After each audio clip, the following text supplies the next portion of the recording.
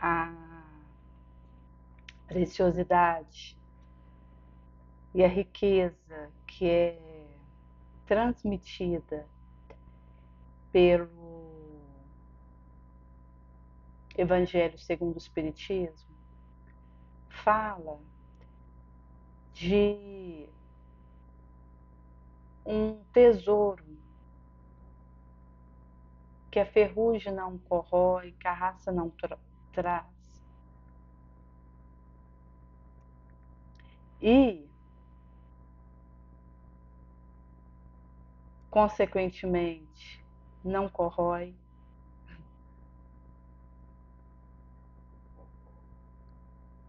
Com uma perspectiva de ser um espírito que está nessa romagem, que ora está fora de um corpo de carne, ora dentro, mas que segue como espírito, e que nessa dança cósmica é ofertado terapia e possibilidade desobsessiva. Existe um relato em Obreiros da Vida Eterna, psicografia de Chico Xavier, onde uma mulher ela havia desencarnado, mas havia menoscabado a possibilidade ali junto ao esposo, ao filho, e relata que ela veio a ficar presa num fio após o desencarnamento dela, ali ao corpo, que ligou ela ao corpo em decomposição e que a atrelou àquela situação de ter o verme ali, barato, o escorpião, o roedor, a decompor o corpo dela inerme, como se ela tivesse presa abaixo do seu pé pelo corpo debaixo da terra, no sepulcro. E André Luiz havia questionado a situação que ela estava, se condoeu da realidade dela e perguntou se não poderia fazer algo por ela, para tirar ela daquela ligamento ao corpo naquele estado, que devia ser uma experiência horrorosa de dor e de loucura para ela, uma loucura causticante, invasiva para ela aquilo. E foi explicado que se ela fosse solta daquela algema que ali aprendia, ela ia atazanar o esposo e o filhinho que havia menoscabado e que isso prejudicaria o denodo desse esposo que havia oferecido a ela o que de melhor tinha. E por isso ela precisaria ser mantida ali, não era dado permissão a ela de se libertar daquele local, porque ela iria direto numa ação obsessora dentro da casa onde ela morava, junto ao esposo e ao filho.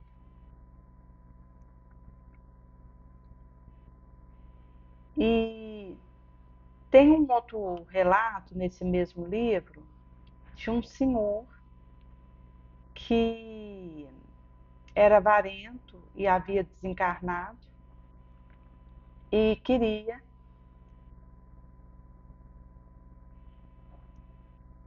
por se condoer de saber que o dinheiro estava sendo gasto, é como se aquilo fincasse. E ele, desejoso de voltar ao ambiente doméstico para reaver o pertence dele, que para ele ainda era dele, e que ele deveria, a mão de ferro, tomar dos filhos.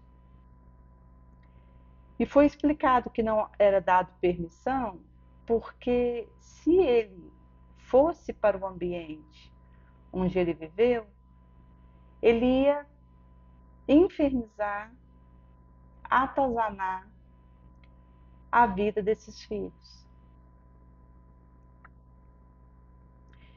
Isso mostra como que existe uma permissão que pode ser dada ou não.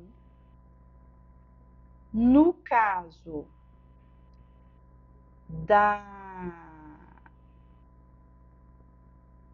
o espírito desencarnado desejar ir até um local, haja visto que há pedido e desejo que é permitido.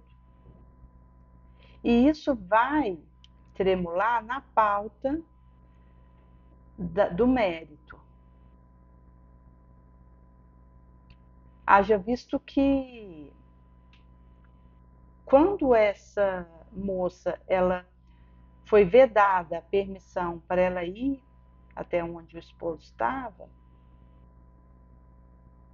agora ex-esposo, que ela havia feito trespasse, ela teve isso vetado para ela pela luta e esforço digno desse esposo que havia procurado ajudá-la dentro da sua possibilidade, da sua força, do seu denodo e tentado oferecer a ela o seu melhor. Mas há caso e caso. Porque quando existe uma afinidade de intenção, de sugestão, de desejo, de caminho, porque eu vou expressar o meu desejo de fato no caminho que eu faço. Porque a minha atitude mostra a qualidade e a direção do que eu desejo, do que eu opto. O denodo ao que eu aspiro. E a arrancada que eu impinjo nisso. Como uma flecha, o arqueiro pega o fôlego para trás, para que quando for feita a arrancada, aquilo vá com mais força. Vai passar pela pauta do meu querer, do meu denodo naquilo, até onde eu vou. Isso é que mostra o tipo, a natureza, o tom, o sabor do meu desejo.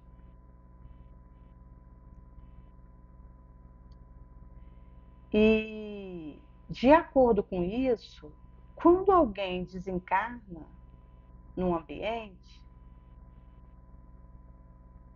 vai ser possível ocorrer desse espírito permanecer naquele ambiente. Chico contou uma história, certa feita, de um casal que estava tendo relato de intervenção e interceptação espiritual, ação obsessiva ali no ambiente. E o Chico entregou para esse casal o Evangelho segundo o Espiritismo e falou que era para eles fazerem diário a leitura do Evangelho no lar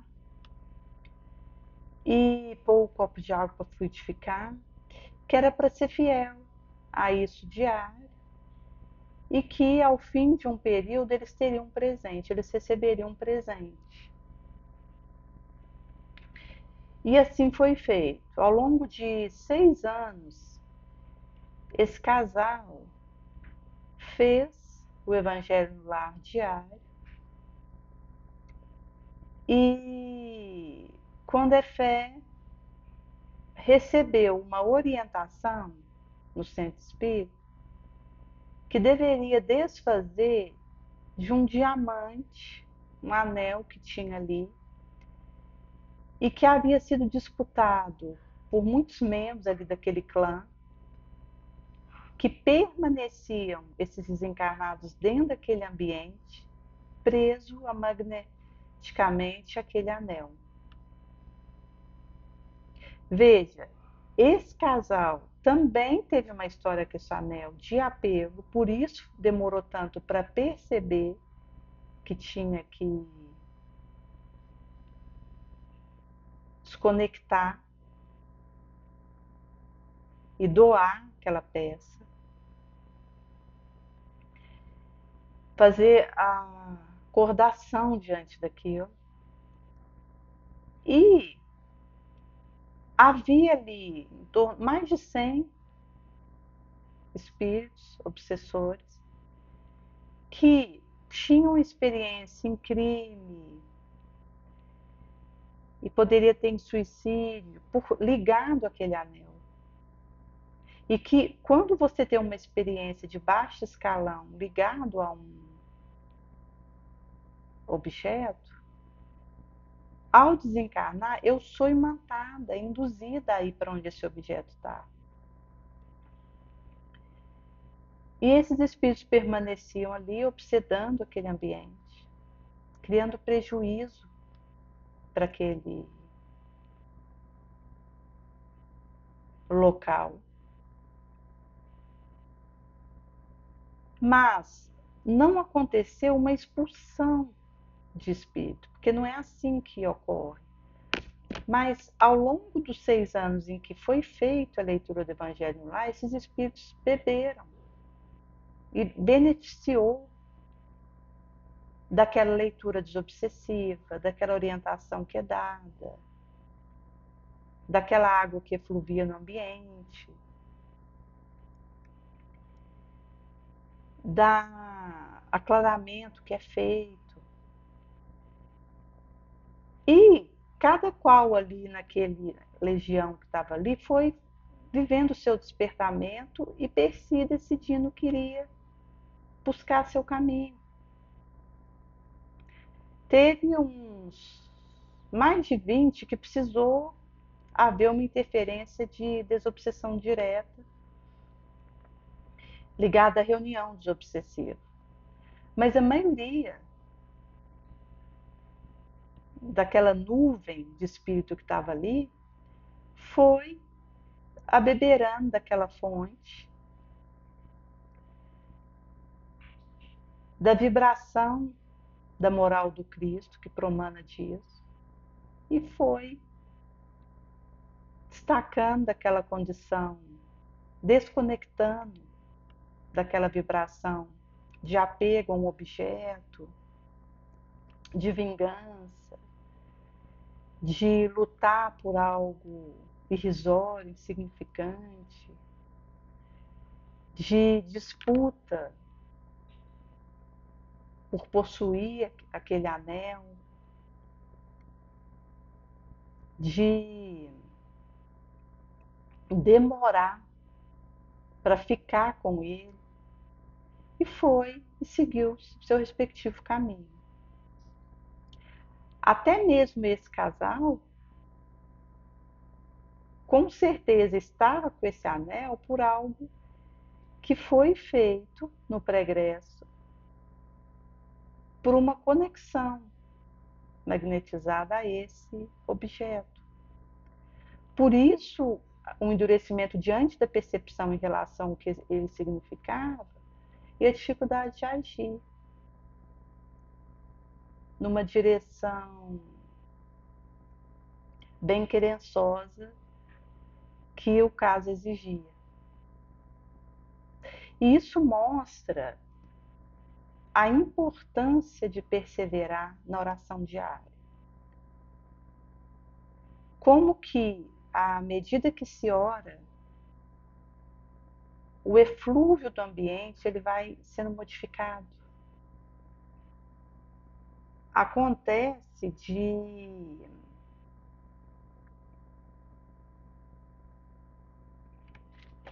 haver uma alteração no eflúvio desse ambiente,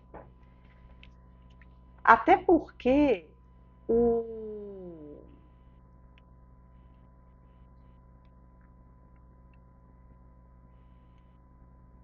acontece pela prece e pela perseverança nesse movimento libertador, a alteração bioquímica da água, do ambiente, do meu organismo. Um adulto ele tem em torno de 70% do seu organismo é água, o bebê é 90%. E essa porcentagem significativa mostra como que é passível de ocorrer pela espiritualidade bondosa que consegue, num drástico, fazer fluxo reativo na propriedade do fluido, da água orgânica, daquela água que está naquela jarrinha, naquele filtro. E, mesmo se põe um pouco dessa água no filtro, fluidifica ela, porque eu posso levar isso até numa garrafinha para onde eu for. Não tem problema pôr uma outra água ali junto, desde que fique um pouco da que foi fluidificada, que aí o efeito fluidificativo mantém. E é feito um tratamento nessa água direcionado para mim que estou em oração naquele momento, para aquilo que eu preciso, para a minha necessidade. Isso é real, concreto e importante num movimento de desobsessão e de recuperação de dano tecidual, célula, orgânico, que vai recebendo uma recomposição profunda, um reajuste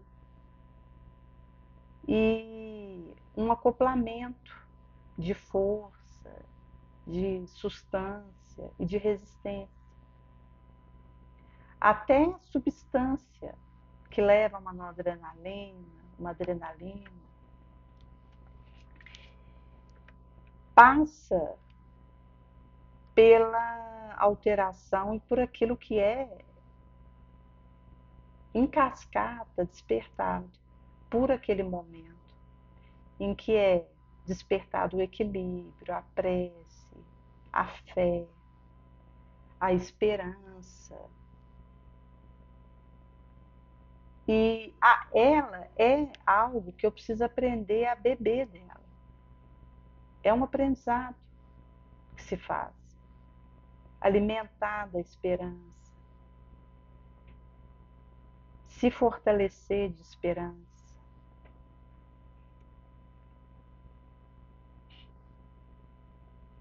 Aspirar pelo poro o olhar positivo, o discerro, de ir além, fortalecer a fé, a caridade.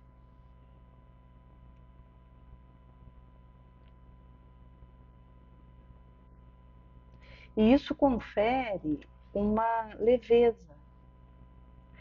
Por isso Cristo dizia que vinde a mim, aquele que está cansado, desfalecido, e eu aliviarei, porque o meu jugo é suave e o meu peso é leve. E você vai encontrar descanso para sua alma.